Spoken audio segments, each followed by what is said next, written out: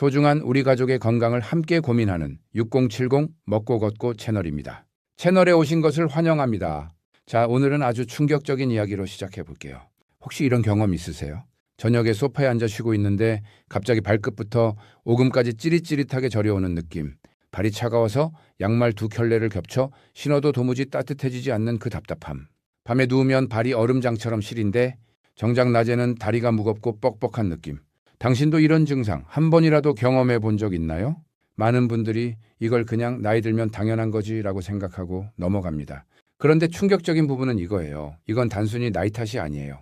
이건 당신의 혈관이 지금 이 순간 당신에게 보내고 있는 신호입니다. 그리고 더 놀라운 건 이 신호를 제대로 읽기만 하면 60대든 70대든 심지어 80대든 지금 당장 달라질 수 있다는 겁니다. 오늘 저는 그 방법을 여러분께 공개하려고 합니다. 그것도 아주 구체적으로 3가지 비타민의 조합으로요. 자, 먼저 왜 하체가 제일 먼저 문제가 생기는지부터 알아야 해요. 우리 몸의 혈액순환을 한번 상상해 보세요. 심장을 수도꼭지라고 생각해 보세요. 그리고 우리 몸 전체로 퍼지는 혈관을 수도관이라고 생각해 보세요. 물이 가장 멀리, 가장 낮은 곳까지 잘 전달되려면 수압이 충분해야 하고 수도관이 막혀 있으면 안 되겠죠? 우리 발과 다리는 그 수도관의 제일 끝, 제일 아래에 있어요. 심장에서 가장 멀리 떨어진 곳이죠. 그러니 혈관에 조금이라도 문제가 생기기 시작하면 가장 먼저 영향을 받는 곳이 바로 이 하체입니다. 나이가 들수록 혈관벽은 조금씩 딱딱해지고 좁아집니다. 젊었을 때 충분히 넓고 유연하게 열려있던 혈관이 시간이 지나면서 점점 좁아지는 거예요. 수도관 안에 이물질이 끼어서 물이 잘 흐르지 못하는 것처럼요. 그 결과가 바로 다리 저림, 발시림, 하체 냉증입니다. 대부분의 시니어들은 이걸 몰라요. 이 증상이 나타날 때 근육이 약해졌겠지, 혈압 때문이겠지 라고만 생각하는 거예요. 하지만 그 근본 원인 중 하나는 바로 혈관 자체의 문제입니다. 그리고 이 혈관 지금 바로 당신이 도울 수 있어요. 자, 이제 본론으로 들어가 볼게요. 오늘 소개할 3가지 비타민 중 첫 번째는 바로 나이아신 비타민 P3입니다. 한 번이라도 궁금해 본 적 있나요? 왜 어떤 사람들은 영양제를 먹고 갑자기 얼굴이 새빨개지고 피부가 따끔따끔 간지러워지는 경험을 하는 걸까요? 이게 바로 나이아신의 플러싱 현상입니다. 영어로 플러싱, 우리말로 홍조 현상이라고 해요. 많은 분들이 이 현상을 처음 겪으면 깜짝 놀라서 이거 부작용인가 알레르기인가 걱정하며 영양제를 끊어버립니다. 그런데 충격적인 부분은 이거예요. 이 빨개지는 현상이 사실은 나이아신이 제대로 일하고 있다는 증거입니다. 어떻게 이해하면 될까요? 아주 간단하게 설명할게요. 우리 혈관, 특히 가늘고 작은 말초 혈관들을 생각해 보세요. 오래되어 좁아진 수도관처럼 이 혈관들은 평소에는 좁게 쪼그라든 상태예요. 나이아신이 우리 몸에 들어오면 이 좁아져 있던 혈관에게 자, 이제 활짝 열어 라고 신호를 보내는 거예요. 혈관이 갑자기 확장되면서 혈류가 한꺼번에 확 밀려 들어오는 거죠. 그 결과로 피부 표면의 혈관들도 일시적으로 팽창하면서 피부가 붉어지고 따끔거리고 열감이 느껴지는 겁니다. 얼굴이 빨개진다는 것은 지금 당신의 혈관이 확장되고 있다는 살아있는 증거인 거예요. 이 플러싱 현상은 보통 나이아신을 복용하고 15분에서 30분 사이에 나타나고 30분에서 1시간 정도 지나면 자연스럽게 사라집니다. 개인차가 있어서 어떤 분은 강하게 느끼고 어떤 분은 거의 못 느끼기도 해요. 처음 시작할 때는 낮은 용량부터 천천히 시작하는 게 중요해요. 식사 후에 복용하면 플러싱 반응을 조금 줄이는 데 도움이 됩니다. 그리고 아무리 불편하더라도 이건 부작용이 아니라 혈관이 살아 움직이는 신호라는 걸 기억하세요. 나이아신은 혈관을 넓혀줄 뿐 아니라 우리 몸의 나쁜 콜레스테롤을 낮추고 좋은 콜레스테롤을 높이는 데에도 효과적이라는 연구 결과들이 있습니다. 다리 저림과 발시림으로 고생하는 분들에게 이 나이아신은 혈관을 다시 열어주는 첫 번째 열쇠가 되어줄 수 있어요. 아직 늦지 않았어요. 당신의 혈관은 지금도 이 신호에 반응할 준비가 되어 있습니다. 자, 2번째 비타민으로 넘어가 볼게요. 이 비타민은 아마 많은 분들이 생소하게 느끼실 수도 있어요. 바로 비타민 K2, 그 중에서도 MKCM이라는 형태입니다. 비타민 K 하면 보통 혈액 응고에 관여하는 비타민이라고만 알고 계시죠. 그런데 그건 비타민 K1 이야기예요. K2는 완전히 다른 역할을 합니다. 한 번이라도 궁금해 본 적 있나요? 왜 나이 든 분들의 혈관이 딱딱해지고 심지어 혈관 안에 석회질이 쌓이는 걸까요?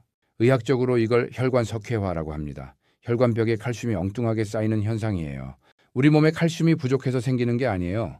오히려 칼슘이 있어야 할 곳, 즉 뼈에는 가지 않고 혈관벽에 잘못 달라붙는 겁니다. 자, 이걸 아주 쉽게 비유해 볼게요. 칼슘을 건설 자재라고 생각해 보세요. 이 자재가 제대로 된 건물에 전달되어야 하는데 교통정리가 엉망이면 엉뚱한 혈관벽에 무더기로 쌓이는 거예요.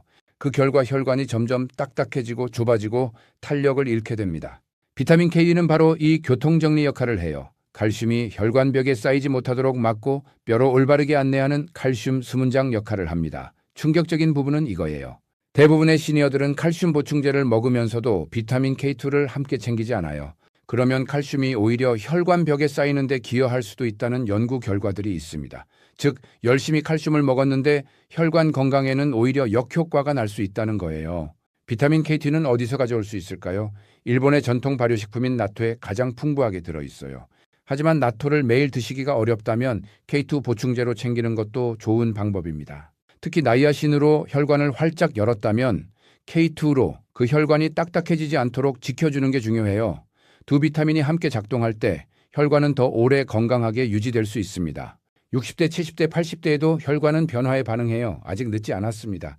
세 번째 비타민은 아마 가장 친숙하실 거예요. 바로 비타민 C입니다. 비타민 C와 면역력에 좋은 거 아닌가요? 라고 생각하실 수 있어요. 맞아요. 그런데 비타민 C에는 그것보다 훨씬 중요한 역할이 하나 더 있어요. 바로 혈관벽을 만들고 유지하는 데 핵심적인 역할을 한다는 겁니다. 우리 혈관벽은 콜라겐이라는 단백질로 이루어져 있어요. 콜라겐 하면 피부 탄력 떠올리시죠? 맞아요. 근데 이 콜라겐은 피부만의 이야기가 아닙니다. 혈관벽 역시 콜라겐으로 이루어진 구조물이에요. 다시 비유를 들어볼게요. 혈관을 고무 호스라고 상상해 보세요. 새 것일 때는 탄력 있고 부드럽게 구부러지죠. 그런데 오래되거나 관리가 안 되면 딱딱해지고 갈라지기 시작해요. 비타민 C는 이 고무 호스를 계속 탄력 있게 유지시켜주는 정비사 같은 역할을 합니다.